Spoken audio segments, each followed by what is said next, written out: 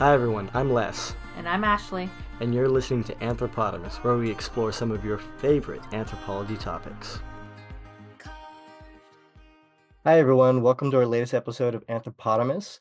Today we're speaking with Jessica Ott and Maansi Parpiani. Today we're going to be discussing the anthropology of work. So Maansi, before we get started, can you give me a little bit of background on your article? Yeah, sure. So domestic workers in India do not have any legal recognition from the Indian government. There are no labor laws that recognize domestic workers as workers themselves. They are seen as part of a casual workforce um, that are to negotiate their own work conditions and wages with their employers. And this has been a long-standing debate with respect to, can domestic workers be recognized as workers? Is what they do work? And in what ways can we protect them if they are workers and the work that they do? So the article that I'm going to talk about today is going to address one such attempt at recognizing domestic workers and protecting um, them as workers, as well as trying to give them some protections at the workplace. And I would um, use one particular worker called Anita and her life story, not only as a domestic worker, but also as a domestic worker organizer, how she has tried to get attention to domestic workers' issues, both as a union member, but also trying to negotiate with other workers and their employers and the state, and to what extent has that worked in favor of workers.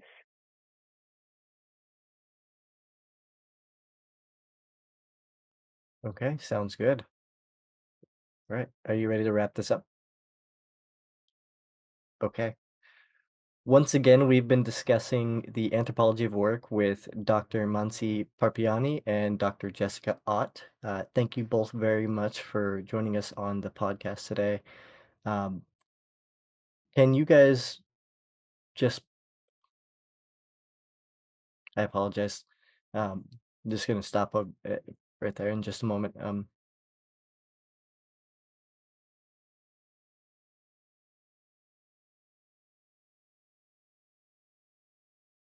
Let me re-record that one. I apologize, guys. No worries. Okay. No problem. See, even I need to do over sometimes. Okay. Once again, we've been discussing the anthropology of work with Dr. Maansi Parpiani and Dr. Jessica Ott. Thank you both very much for joining us on the show today. It's been a pleasure reading your work. Thank you very much. Thank you. Thank you. This has been really, really fun.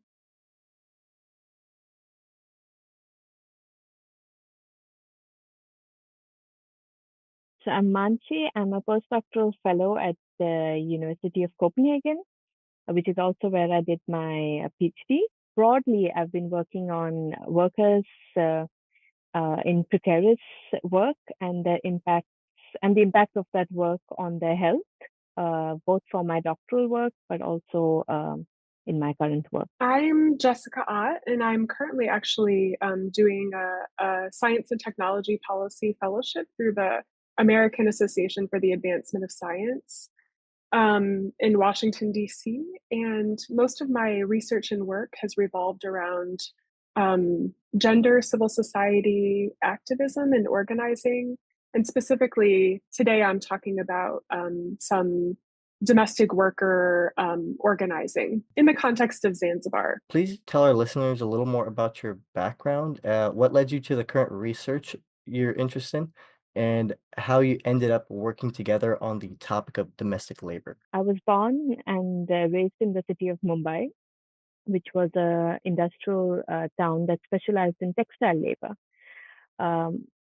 Right when I was kind of figuring out what to do with my life, I could see that a lot of the textile factories were closing down, and something seemed to be shifting in the social fabric of the city, in the labor market, in the culture of the city as well. So I went on to study urban history and labor history and did a PhD on urban studies and labor studies at University of Copenhagen. So part of my PhD was to understand what people who lost their jobs and their families did after these factories closed down. And one of the main strands of that work was increase in the supply of what we understand as domestic workers, right? And they're just colloquially known as maids or care workers or helpers. So not only did the demand and supply of this workforce increase, but parallelly, they also started to realize that this was a completely unprotected workforce, and started to organize themselves. So that's where the article that I'm going to talk about today, that's the origin story of domestic workers organizing in Mumbai. Sure, I can go ahead and answer the same question. So I was actually an undergrad English major. I was not an anthropology major. And I spent my junior year studying abroad at the University of Nairobi in Kenya. And it was kind of a decision I made somewhat hastily, but it also at the same time changed the trajectory of my life in a lot of ways of my adult life. So when I finished undergrad, I got a master's in public health, and I spent a couple of years working both in Kenya and Tanzania, including for a global health organization in Dar es Salaam, which is the biggest city in Tanzania, and also just a quick 90-minute ferry ride from Zanzibar, which is where I conducted my research. So that work that I did in Tanzania really sparked my interest in civil society gender activism. So I decided for my doctoral studies that I would further explore some of those interests in the context of Zanzibar, which is part of Tanzania, but is also semi-autonomous. This article actually came about when I was doing research in Zanzibar. I was conducting participant observation with a group of Zanzibari women lawyers. It was like a legal aid organization, and they provided legal support services to women. So I was in their offices every day. And when I wasn't doing that, I was either in the National Archives, or I was trying to track down a major civil society activist to do an interview, which can be really difficult. Getting interviews with people who are political figures or civil society activists who are public figures, I found to be very challenging and sometimes frustrating. So while I was doing that work, which was really interesting, I had befriended a domestic worker who lived in the neighborhood that I lived in Zanzibar. And I would have little chats with her when our paths crossed in the street. And I was telling her at different moments about my research and what I was doing and the organization that I was observing, and that I was, trying to chat with some of these major political figures and activists. And she kind of frowned one day and she said, you're spending a lot of time tracking down these elite women. You're really, you're spending a lot of your time tracking them down. And, I'm a member of these two different women's groups. And I think that you should attend both of them, and that you would gain a lot and gain more insight into the language. The language that she used was wanawake wa kawaida, which means everyday women in Swahili. And so I was like, okay, like it's sometimes when you're doing research, you need people to call you out on where your blind spots are. So after that, I started attending. Rahema is the domestic worker who I met in my neighborhood, and I started attending her Islamic prayer group, and also she was the leader of a women's savings cooperative. And so I didn't go every week, but I went roughly every other week, and through attending those meetings, I just gained access to this really rich world of working class women's associational life and in social belonging in Zanzibar. So Maansi and I both got to kind of know each other and to realize that we were each working from different angles on this issue of domestic work. because we were each invited by Cati and Alana Glaser to contribute an article to the special issue of the Anthropology of Work review. And the issue is exploring the effects of, so in 2011, there was the International Labor Organization, or the ILO, passed a domestic workers convention. And that convention was really trying to improve conditions for domestic workers around the world by formalizing domestic work.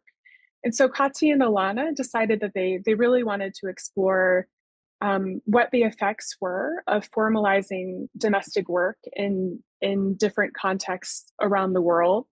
So they invited a group of us who were each sort of looking at it in a different context from a different angle. First in a panel at the American Anthropological Association meeting, and then we all came together in Canada, in Ottawa, Canada, for about a week, and we sat together and we had all read our articles in advance, and we sort of had a really rich, meaningful discussion about what some of these broader with this broader transnational like convention and law that was passed, how it manifested and what it looked like in very specific contexts. Um, yeah, so that is how we've come to know each other, and how we're working on this shared issue together. Maansi, I wanted to ask you a question next. Can you explain to our listeners what a welfare board is and how they support the workers? So, in the context of domestic workers' welfare board, it goes back to a rather complicated history of labor unions trying to get formal protections from the government. There had been in the state of Maharashtra, that Bombay is a capital of, several attempts at forming a welfare board. So there were welfare boards for head loaders, those who carry loads on and off railway stations or at big busy ports, or security guards who are posted outside, offices or hospitals or housing societies. But there had not been a similar model existing for domestic workers. So a lot of the domestic workers unions put forth this proposal that a welfare board could be a good legal instrument, just like it had worked for the porters and the security guards, who also don't necessarily have the industrial kind of work model, right? They seem to have a heavy, intensive load of manual work. They can have changing work times. They can have multiple employers. So domestic workers felt that this could be a good model to replicate. The Domestic Worker Welfare Board had two primary aims. One was that it allows the government of India or government of Maharashtra to pool in some financial resources for a particular worker group. So if we have a domestic workers welfare board, that would allow the accumulation of some funds that would be exclusively meant for the protection and formalization of that worker group. So in design, that was the main purpose of the domestic workers welfare board, that they would be able to not only visibilize domestic workers as a separate worker category that needs protection and formalization of the government, but also have a pool of financial resources that could be directed towards different schemes, different social security provisions that the workers needed. And the second point to this is that, just as I was saying in the background, a lot of the domestic workers um, in the city of Mumbai, where I was working, were either the wives or the daughters of textile mill workers that had lost employment. So it wasn't just a matter of getting social security provisions. They were often the sole working members. So the need for a welfare board was also to try and find some sense of security, both in tenure, but also identity, that the government recognizes that they are domestic workers. It provides some kind of protection from random firing by employers, thereby ensuring that their source of income wouldn't just disappear one day, given that a lot of the men were struggling with unemployment during this time in the early 2000s. Why do you think that other types of laborers have been more successful creating these boards than the domestic workers? Yeah, I think that's a great question, because often the failure of the domestic workers welfare board is seen as the failure of the welfare board concept as a whole. But when we do compare it with the other welfare boards, which I did during my doctoral research, um, one quickly finds out that a lot of the other welfare boards, or the organization of the different workers, particularly porters and security workers, had a political backing. So you could see that the porters and the security guards belong to the Maratha caste group, which is a dominant caste group in this part of India, whereas a lot of the domestic workers belong to the former untouchable caste group, or belong to minority religions. Many of them were Muslims, and therefore did not have the same kind of political backing. And when I mean political backing, it's not only the political will for the government to design a strong welfare board act, but also in terms of vote banks, or in terms of um, let me go back and rephrase that. What I mean by political backing is that right from the designing of the welfare board, you could see that the welfare board for security guards or head loaders was designed with a strong implementation focus. So both of those streams had finances associated with it, that schemes could be designed, workers had representation and a voice in what kind of social security they should be entitled to. Whereas in the case of domestic workers, it was not just that the welfare board was well designed and then didn't get implemented. The design of the welfare board itself lacked representation, and it lacked a clear financial stream.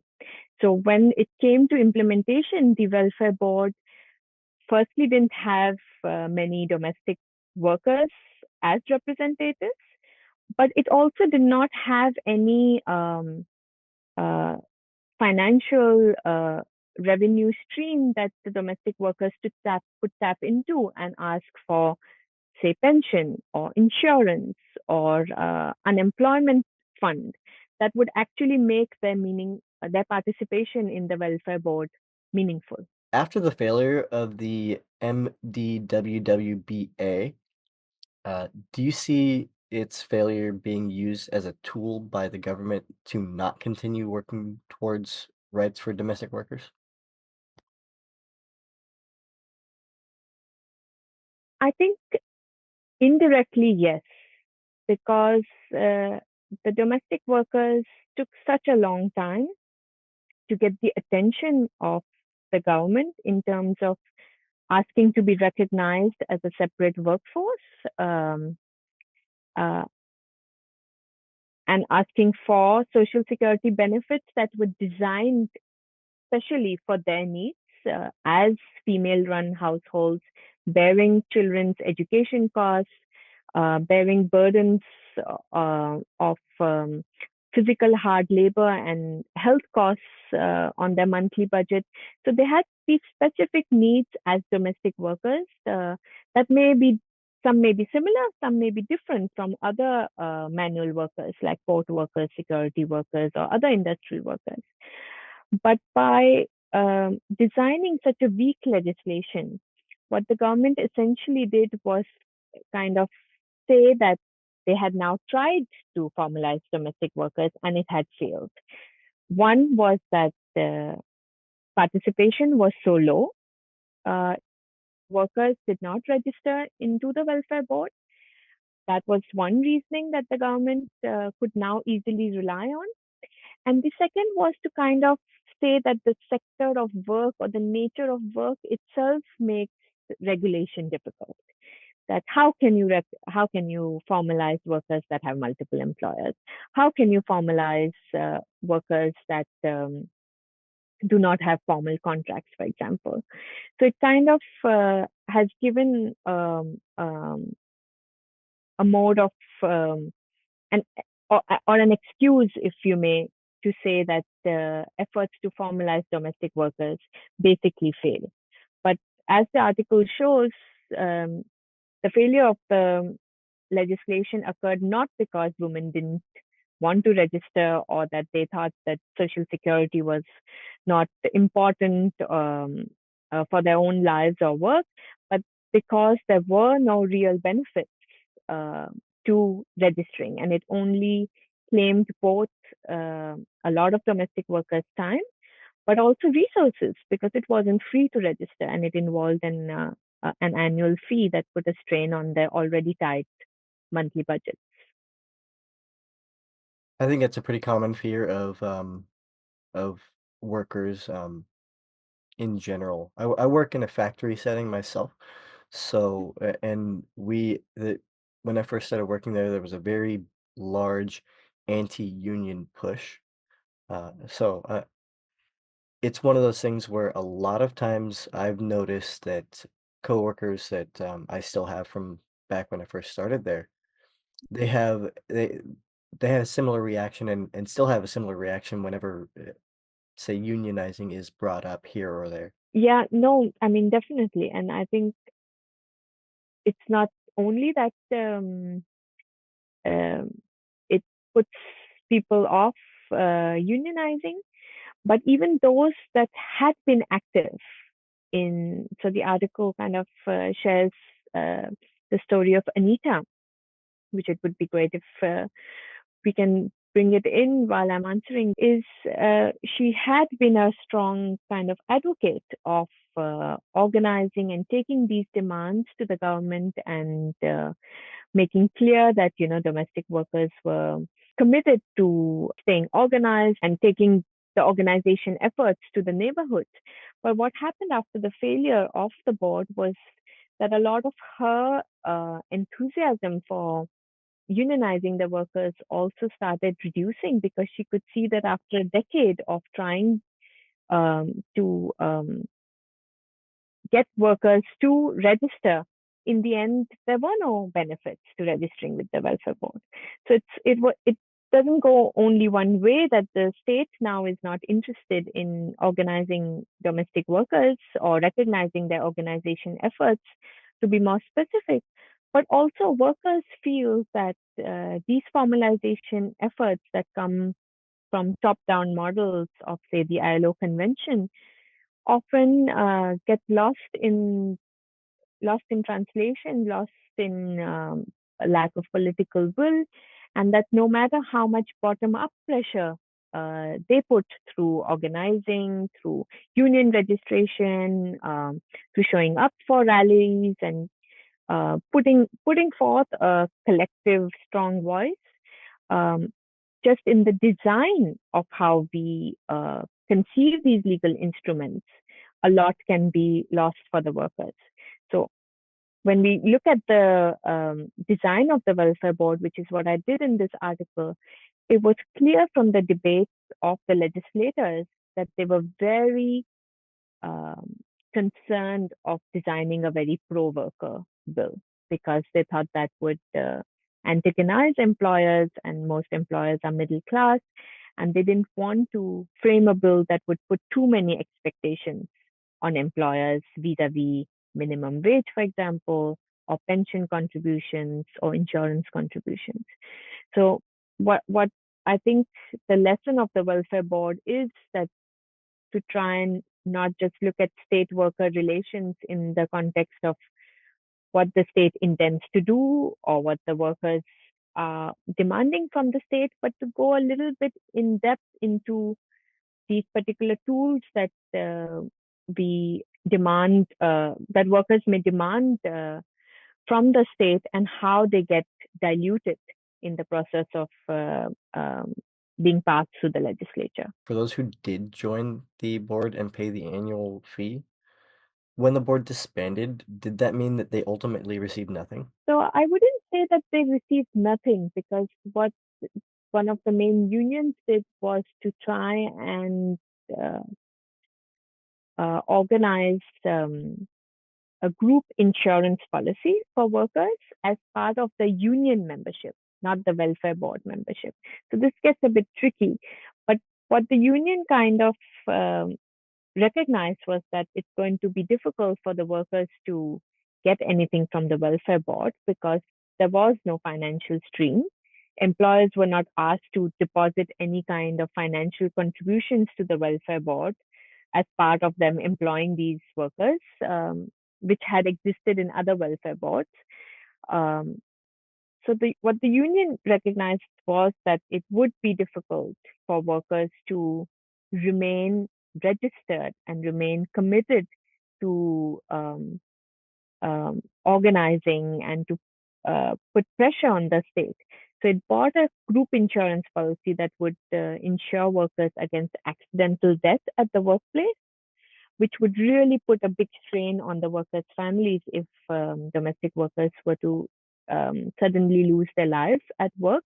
So they thought that that was something that could provide some protection to workers. And as part of this insurance policy, they helped workers get um, a fee waiver for children's school fees, uh, which was again a big strain on many workers having to pay school fees for their children. And that was the first thing that would get cut from the budget if workers were having a bad month, so to speak, right? So is there a child that I have to unfortunately pull out of school because I cannot any longer pay fees?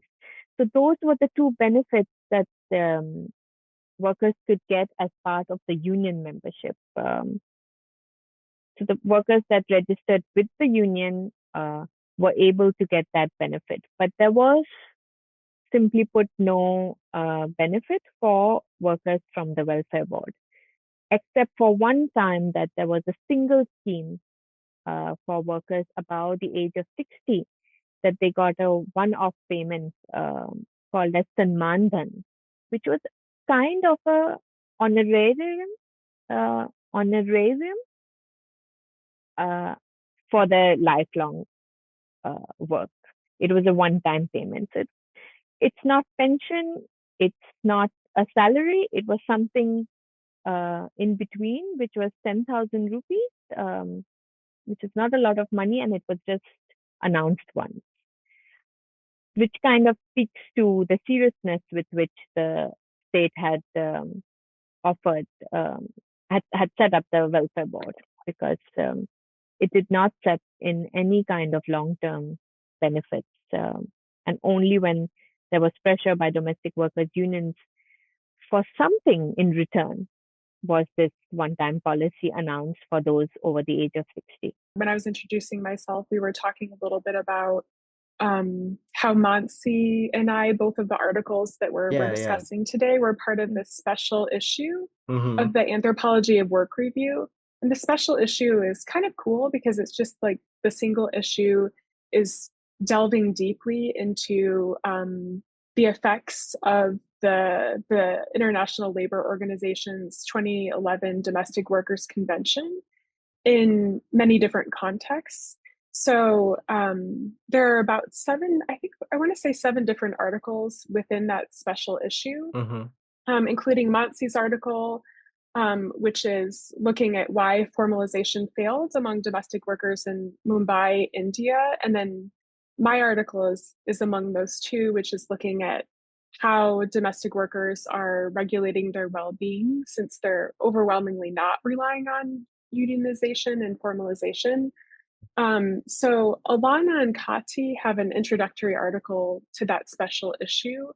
And I think the introduction really kind of discusses what that ILO Domestic Workers Convention is, I see. and gives a bit of a synthesis of all of the articles that are in that special issue.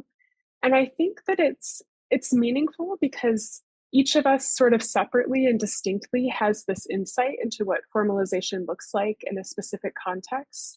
And I think that introductory article that Alana and Cati wrote really helps, synthesize our different arguments and what it looks like in different contexts, and really illuminates what are the possibilities and limitations globally of regulating domestic work. In your article, you mentioned kin-based connections. How are these connections more beneficial than without?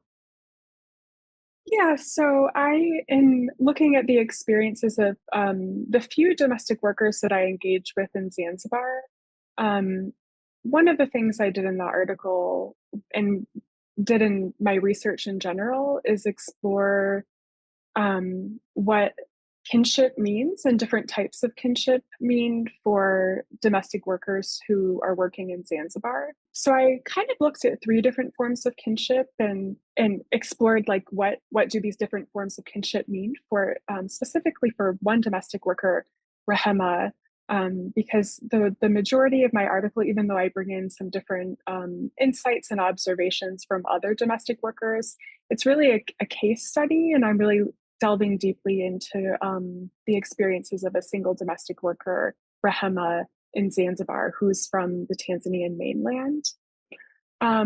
So the different types of kinship that domestic workers are relying on, one, there's this idea of undugu, which just means a flexible and interdependent network of different kinds of familial and social connections.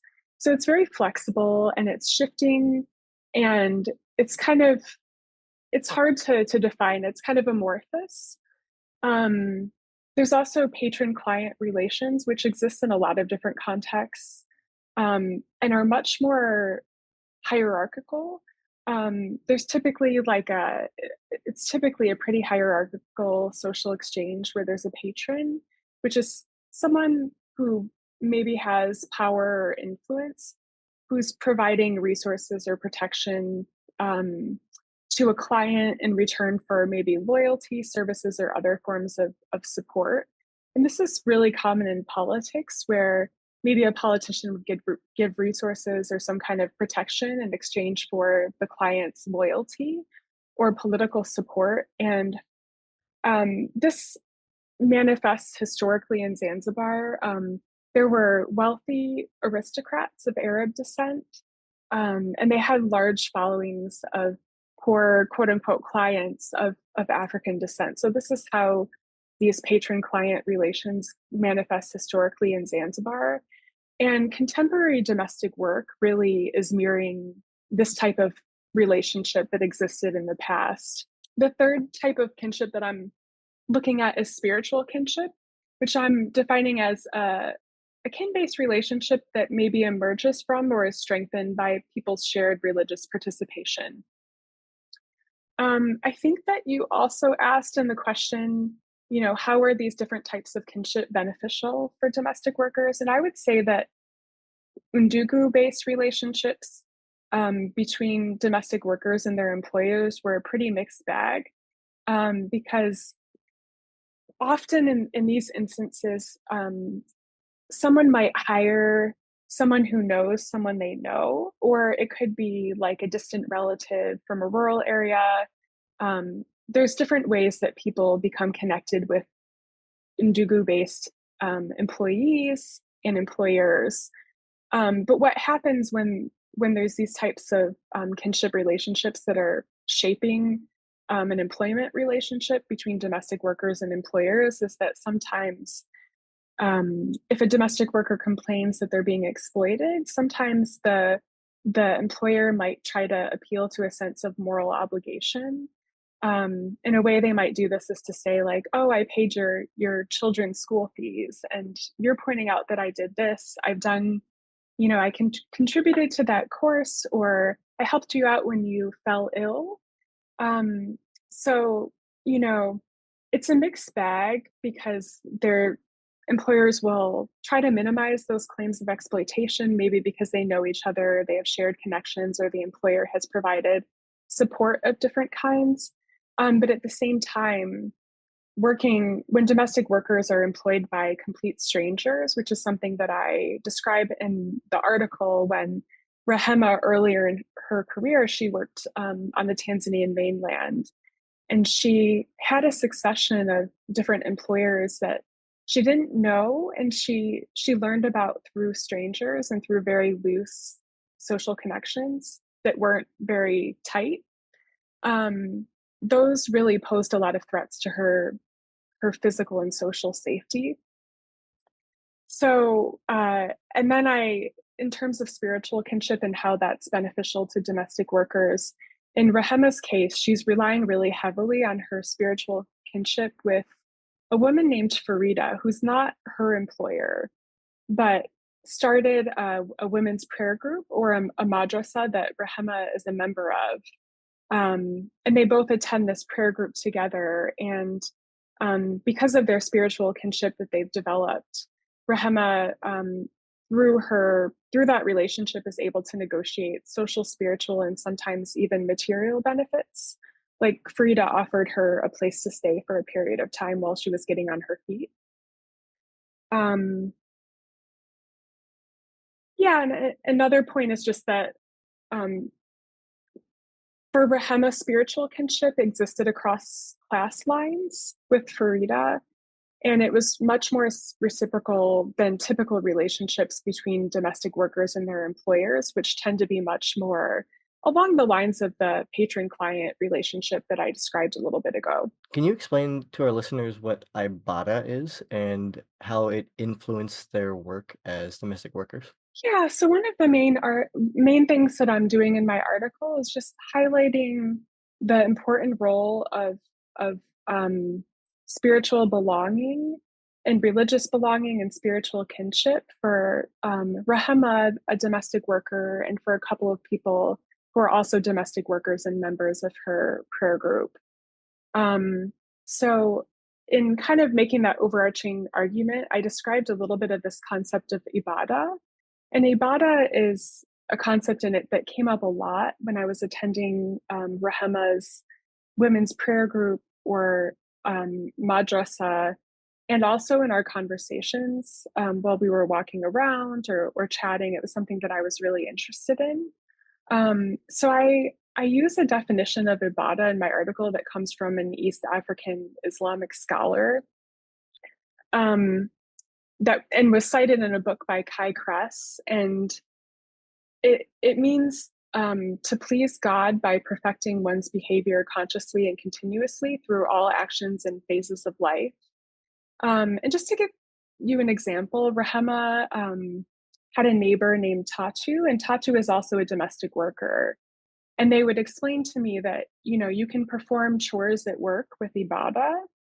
Um, Her neighbor said, if you cook something carefully and consciously, and you try really hard in the act of cooking it to do it really well and with ibadah, then God will pay you, or it will somehow manifest in spiritual rewards.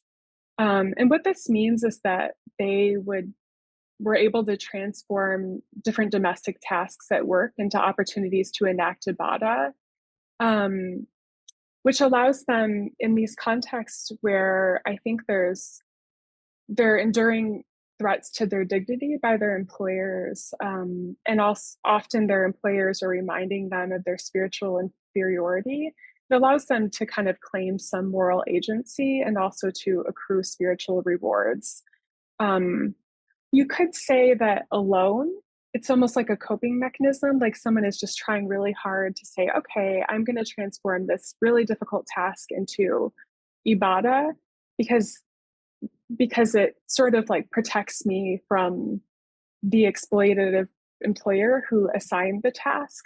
But when you think about it more broadly, and you think about the larger picture in Zanzibar of the different forms of reciprocity um, that domestic workers' spiritual and religious belonging and kinship connections are offering them, it's sort of much more complex than that. It's just offering them much more than what maybe formalization or unionization might otherwise offer them. I can definitely see that.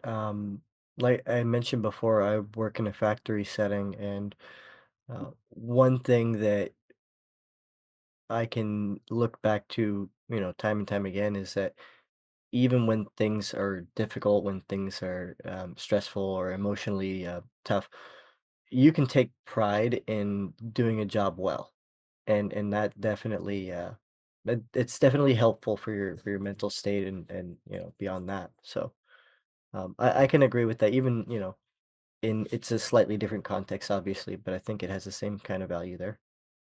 Yeah, I really like that anecdote. It's sort of, um, it's kind of channeling a different kind of meaning out of doing the work, and doing the task. Can you explain to our listeners how Rahama and Farida see their work as being favorable within the Islamic perspective? How does this contribute to their faith? Sure. So just as a reminder, Rahem is working as a domestic worker, and Farida is actually a businesswoman who founded the Women's Islamic Studies group that Rahema is a member of. And Farida also is an employer to a domestic worker, but the domestic worker is not Rahema. So a lot of the article is talking about the spiritual kinship that they've developed with each other and how each of them are sort of mutually benefiting from that. So in answering the question, I'm going to focus on not necessarily on the domestic work that Rahema is doing in her daily life, but the work that they're doing together to connect domestic workers to employers and also expand Islamic educational opportunities for Zanzibari women. So Rahema recruits workers from her Ndugu network to work for women in Farida's Ndugu network. So Rahema is recruiting people that she may know through her various group memberships or from the community, the rural community that she's from on the Tanzanian mainland. Whereas Farida has this network of course, their networks are diverse, but she also has this network of people who are looking to hire domestic workers. Um, when I asked both of them, they both described recruiting domestic workers together.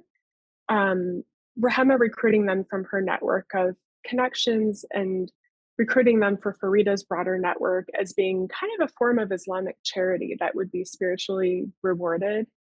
And Rahema, it was really important to her because she saw herself as connecting other domestic workers with employers that were good Muslim employers who would abide by Islamic scripture and hopefully treat the workers much more humanely. Um, and then Farida adhered to the core Islamic tenet of calling others to Islam by virtue of having established that Islamic studies group that they're all members of. Um, Both of them would go together on the weekends to rural villages on the coast to see to engage with communities and see like is there a need or a desire to establish maybe a satellite Islamic women's studies group in this particular village. Um, so you can see that they have this closeness, and it's really shaped by this shared experience of being involved in this madrasa and their shared religiosity. Um, and one of the main points of the article, of my article, is that religious belonging and spiritual kinship are really protective for Rahema because they enable different forms of reciprocity, whether by affirming her spiritual equality through material benefits or maybe through God's current and future blessings. Um, so that's not to say that it's the end all, that her sort of experience with Islam and her religious belonging and membership being protected for her, and being maybe a more viable alternative than formalization and unionization as a domestic worker. It's not to say that her being involved in this religious studies group is an end all, or her, having her strong faith is an end all, or that they're equally protective for everybody. But it's a structure that she and other domestic workers are relying on for social protection in that context. So my next question is for both of you. What are some of the most memorable moments you guys have while doing research? So I could go first. I think uh, the most kind of memorable moment, and I describe it in the article as well, is when I organized a seminar of sorts by the domestic workers trade union at a church that I knew many domestic workers attended regularly. And I was hoping that this would mean that many new domestic workers would join the trade union and would be thrilled about this new welfare board that had been organized, that had been put together by the government for domestic workers, recognizing them as workers for the first time. This was clearly naive on my part because a lot of the workers that attended this church were migrants from central India. They were not locals. They did not share the same history of having lived in industrial Bombay and being exposed to unionization, to even many of them were not aware of certain rights that workers that they may have as workers. And after the seminar, many of them came and kind of blatantly asked, why would anyone sign up for a welfare board that was so weak? What does this welfare board really even do? Is It's only a domestic workers welfare board in name. So in many ways, they kind of um, expose the fallacies that and assumptions that I had in my research process until then, assuming that if a union existed for workers, if a welfare board or a legal instrument that said that it was for workers' welfare existed, that meant also that it functioned, that this meant that domestic workers were organized, that this meant that workers were recognized. But what this group of migrant domestic workers attending the church said to me was that this was lip service, or it was a dysfunctional way of both recognizing and protecting workers. That instead, what they did feel worked for them was a lot of what Jessica had seen in her field work was a sense of religious community, a sense of religious solidarity, wherein they would meet fellow workers every Sunday at the mass and feel that they were not alone in their struggles, learn ways of negotiating with employers from fellow workers that they would see at the church. So they valued a lot more an instrument of religious solidarity that worked rather than um, a kind of labor solidarity union or welfare board that didn't essentially work. I should answer that too, huh? Yeah. Okay. So my most memorable moments, there are many, and it's kind of hard to just narrow it down to just a few. But there was one that I talked about specifically in my article. So I think I mentioned earlier that I met Rahema in my neighborhood, who is a domestic worker, and she called me out for trying to track down elite women activists. And when like I should have been trying to learn more about the lives and group membership of women like her. So one of the first days that I went to her madrasa, or her Islamic prayer group, um, we got on the bus, and the bus takes you to this particular area that's by a big major market. And so we got in the bus, rode the bus to the market, got off together, and you have to walk like through the center of the market before you then take some side streets or side little lanes. And while you're going through the market, they're selling like everything that you could possibly imagine being sold. There's like linoleum, plastic pails, cell phone credit in kind of lotto scratch card type form, onions, just anything that you can imagine is being sold. So it's a pretty sensory experience. We're walking through, and then you start going down in the back through these like quiet lanes. And then eventually we would come to this two-story building that's pretty nondescript. You would never know that this is like uh, a prayer of the space where a women's prayer group meets, and that it has so much meaning for all the people that are involved, because it's just a pretty nondescript structure. Um, so I was attending, it was one of the first days that I was attending that religious studies group. And the teacher of that group is Farida, who I also mentioned earlier, who established the madrasa, and Rahema um, was one of the sort of founding members, one of the early members of the madrasa.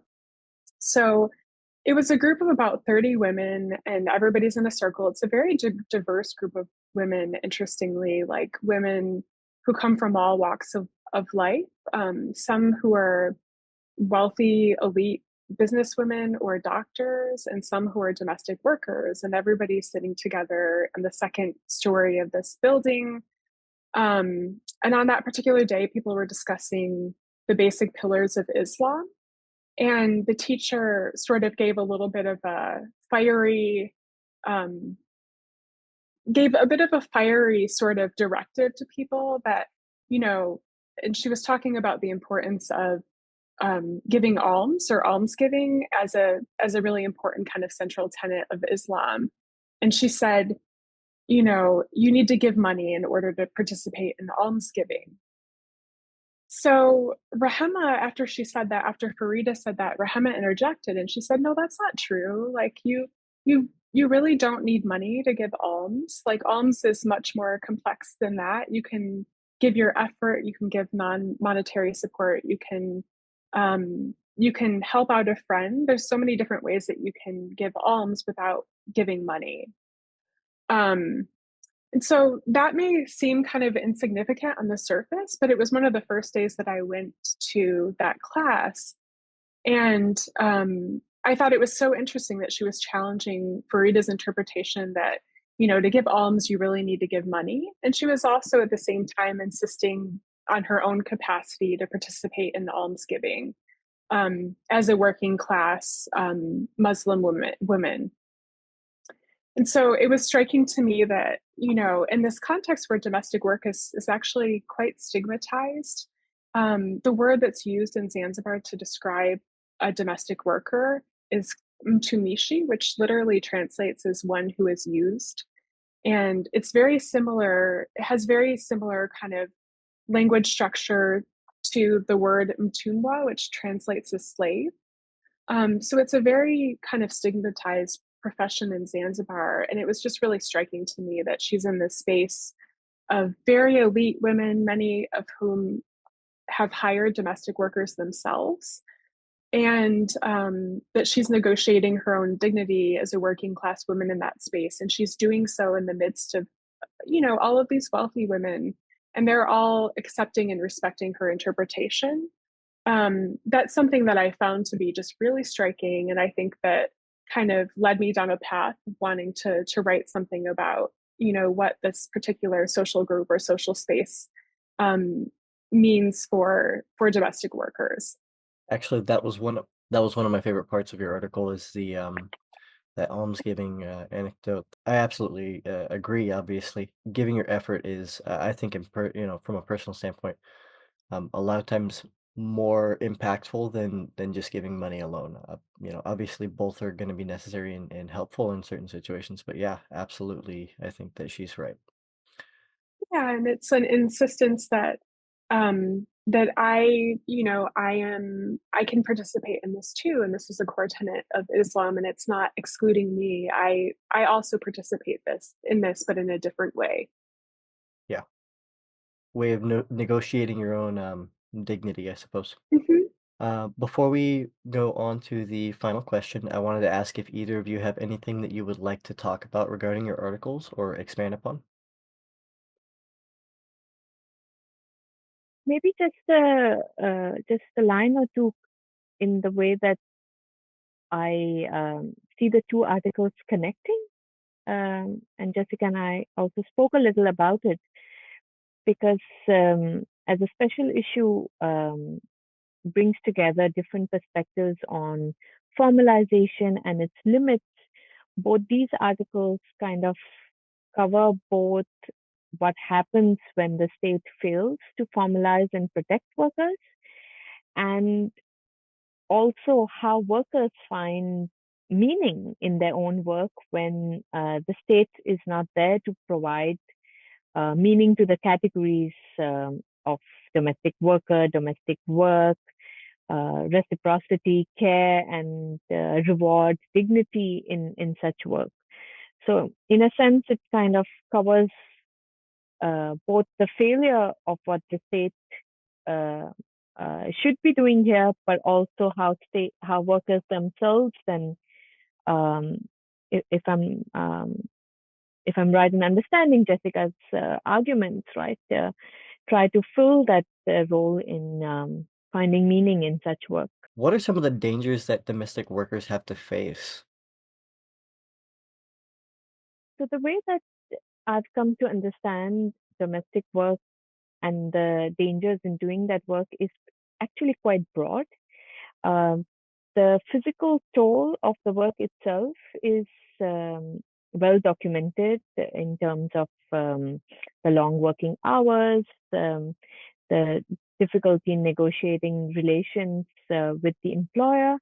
But what I also observed in my field work was that there was the load that workers had to carry of doing doing a job that was not considered uh, work itself, and that also puts burdens on workers. And one of the examples that I write about in a older article, also published in Anthropology of Work Review, is this charge that domestic workers often have to face, that because they work in other people's homes, their work is unknown, invisible, and that it also borders on promiscuity, that we do not know what you do because you enter into the private homes of your employers.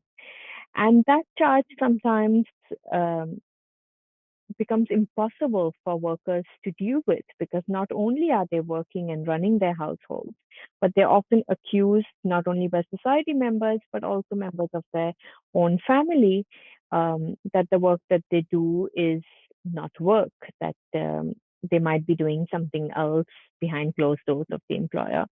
So this particular life story that I focus on is of Anita, who is a domestic worker, but a domestic worker organizer. So she often used to work extra time after her work duties in spending time with other domestic workers, trying to tell them about the merits of unionization, but also going and visiting other employers, trying to talk to them about why it was good that domestic workers organized and to allow their workers to have some free time so that they could attend union meetings. So it kind of, the work took her to uh, different people's homes and across the city. And what this meant was that she was constantly accused by her husband of doing work that was sexual in nature, and not only doing domestic work when she was outside. And the toll and the burden that it put on her was that at some point she was so exhausted that one day she took a bottle of cleaning liquid from one of her employer's bathrooms. And on her way home, walking from her employer's home to her own house, she drank the entire bottle of cleaning liquid. Um, she almost didn't survive. Thankfully, some people spotted her, as she had almost reached her own home, and it took her months to recover from this attempt at taking her own life. What she did say was that after this, she realized that some of her employers valued her more than she had anticipated, because they came in, paid her hospital bills, and uh, gave her some paid time off to recover, as a lot of that cleaning liquid had to be pumped out of her stomach. And it took a long time for her to find the energy to come back to work. And she talks about the life, her work as domestic work in her employers' homes, as not only cleaning and cooking for them, but that she had also put in the work to make her employers good, that the employers uh, appreciated her efforts, and that not all employers um, are going to recognize workers in the same way, but that workers also need to make employers good, in the sense of showing them, talking about the burdens that they have, both in terms of their family burdens that they might have, but also how they are committed to these employers' homes. So one of the employers' children then started a pension fund for Anita after her suicide attempt, recognizing that this is not just work that she had done, but that she had put a life work into taking care of the household and of the children, and that it was probably their duty, in the absence of any state pension, that they provide for her after retirement care and expenses. So that really was an interesting case in both the dangers that domestic workers face, but also how they try to negotiate with employers and make them good to take the responsibility, even when the state is not making employers responsible for workers' health, life, and retirement.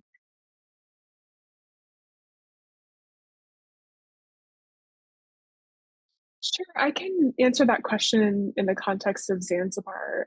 So domestic work tends to be a pretty precarious and dangerous job in many instances. And in my article, I did a life history interview with Rahema, a domestic worker, and it allowed me to really highlight her experience in a lot of depth, which I think was helpful, to be able to kind of explore one domestic worker's life experiences in depth. So she was born in the 70s in a rural village in Tanga region on the Tanzanian mainland. And she ran away as a teenager in the late 80s to find work in Tanga, which is a city on the Tanzanian coast. And that was very common among young women at the time because of such difficult conditions for rural survival. And in talking with her, she really struggled a lot in her teens and 20s because she was really basically at the mercy of whatever she could find through loose social connections and strangers. So she talked about some of her early jobs where she actually, there was one particular job that I think might have been her second or third, and she was working for a woman and whose sons tried to sexually assault her. So she ended up fleeing with a moment's notice. And when you're fleeing in a moment's notice in that situation and you're a teenager and you don't have a lot of social connections, it just creates a situation of vulnerability where you sort of reach out to um, the first person you find, or you're really desperately looking for support in that situation. And so what would happen is she sort of would in many instances be taken advantage of in a particular way by strangers that were being kind of opportunistic and thinking how they could benefit from her precarity. She also, and this is pretty common among domestic workers in Zanzibar, is where they take contracts in Oman. And so she ended up going to Oman in her 20s to work for a period of time and really described it as being this low period in her life And she struggled to even recount what that experience was like, but she did say, I experienced the dual oppression of being a woman in that situation and also being, she used the term inside worker, which I think is highlighting just the ways in which domestic work is just so, it's dangerous in part because it's so structurally different from forms of work that are performed in more public spaces. So I heard about all these different stories, and a lot of her experiences of precarity. I think similar to Maansi, that she had some employers that she reflected very kind of like positively on, where it might have not been an ideal situation and it might have not been all that she'd hoped for, or she wasn't able to earn as much money as she would have liked to, but she generally had like a decent interaction or a decent relationship with the person. Um, when I met her, she was well into her 40s and she was dealing with some of the physical bodily effects of doing household chores for really long hours with limited breaks for several decades of her life at that point. Um, and I guess it's also important to note that most domestic workers in Zanzibar are paid less than minimum wage. And if they have like an injury, like if they hurt themselves or they have an illness that might prevent them from working, it really is up to the discretion of the employer. And I would say that it's not really a norm for employers to provide financial support under such circumstances. And also, when I met Rahema, she was a live out domestic worker. And that's kind of an important distinction, too, in Zanzibar and in greater Tanzania, that there are some domestic workers who are live in and they live in the homes of their employers, and there are some that are live out. And at least in the context where I was working, people generally said that live out situations were more desirable because people were able to maintain some autonomy, whereas a live-in domestic worker is really, is under the kind of almost full control of the homeowners. So there's that kind of important distinction too. And so Rahema would spend a lot of time commuting to and from work, but she also had that level of autonomy that she would not have had if she was a live-in worker at that juncture in her life. So, what are your plans for the future? And do you two plan to continue working together? Yeah, so I think it's been so great working on these articles on domestic workers and their interactions with the unions, other workers, employers, the state. That the next step for me is working on my book manuscript, which would be a lot of my doctoral work and some of the work that I did after I got my PhD with the trade union, again in Mumbai. And I think what some of the arguments that have evolved in the context of domestic work, I've realized are also applicable to some of the other workers that work in precarious conditions like domestic workers. So it's going to be a kind of analysis of the labor market, which looks at different categories of workers, domestic workers being among them, but also construction and sweatshop workers, and how they are trying to carve out uh, work um, and meaning in this kind of fabric of very patchy and minimal legislation that's protecting them. And one of the focus areas that has evolved, particularly in my research after the pandemic, is looking at their encounters with injury at the workplace and health issues and how they're trying to navigate that, again, in the absence of any state support.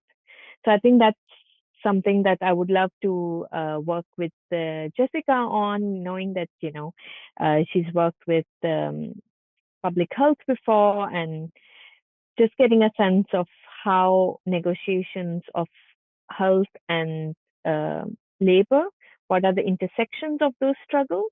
Because of course we study them in their own respective fields. That there are worker struggles and there are struggles of accessing good healthcare, but often the intersections get lost in this broad, vague category of occupational health. And these are generally studied in the context of very specific, like occupational diseases, that we can create a direct correlation between this particular material causes this kind of disease, so on and so forth. But what I'm trying to do as my next project is look at how precarious work impacts the body and health, but at the same time, how it exposes you to a really weak system of accessing good healthcare as well, because your work is unprotected and your wages are unprotected. So not only are you susceptible to getting sick and injured, but also your ability to access healthcare is so shaky, given that your wages are not protected and your identity in many cases as a worker is not recognized. So that's what I've been working on, and anticipate that as the future work project. Sure. So I think I mentioned in the introduction that I'm doing a AAAS Science and Technology Policy Fellowship. And what that does is place scientists, including a bunch of anthropologists, in government agencies in Washington, D.C. And the intention is for scientists to learn what federal policymaking looks like, and also to use our skills as scientists to kind of to shape and address different social issues. So during the first year of my fellowship, I was focusing on global health issues, and I was really focused on humanitarian health and community engagement in global health research. And now, over the past 6 months, I've been focusing on the role of diplomacy in advancing human rights, which has been really, really illuminating. It's been really fun, social, creative, and I think impactful. And so I'm sort of like at a little bit of a crossroads, and I'm figuring out what I'm going to do next. And I know for sure that I'd like to continue to work on labor and human rights related issues, whether it's directly advocating for them, maybe in a diplomacy space, or maybe whether it's continuing to conduct research on how civil society actors are leveraging human rights in contexts like Zanzibar. And Maansi and I have a lot of shared interests, and when it comes to global health and labor and workers' rights. So I hope that we're able to work together in the future, because it's been lovely getting to know you and working on this special issue together. I, for one, am very interested in Maansi, in your book, if especially if you guys work together. You guys have a lot of you work well together, it seems. So, and I hope that once you have that published, you'll remember us, and you know, here at Anthropotamus, and give us a chance to take a look at it and read through it with you guys. That would be great. Thank you all for listening. Distribution of Anthropotamus is in collaboration with the American Anthropological Association. Please continue to follow us on Instagram and Twitter at Anthropotamus for our latest episodes, show notes, and book discussion schedule.